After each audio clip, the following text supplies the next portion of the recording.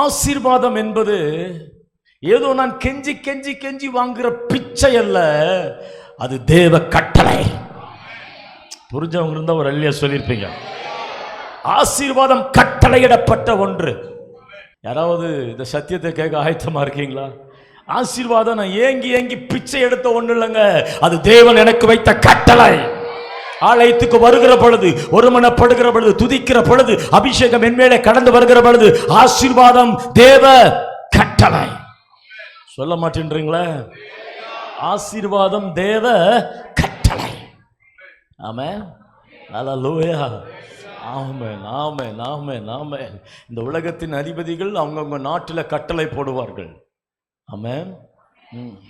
வானத்தையும் பூமியும் படைத்த தேவன், அண்ட சராசரங்களை படைத்த தேவன், மனிதனை படைத்த தேவன், எல்லாவற்றையும் சிருஷ்டித்த தேவன், பராக்கிரமுள்ள தேவன், ஞானமுள்ள தேவன், மேலே வானத்திலும் கீழே பூமியிலேயும் எல்லா முழங்கால்களும் முடங்கும் நாவுகள் அறிக்கிடுகிற நாமமுடைய ஒரு தேவன் நமக்கு ஆசீர்வாதத்தை கட்டளையாக கொடுத்திருக்கிறார்.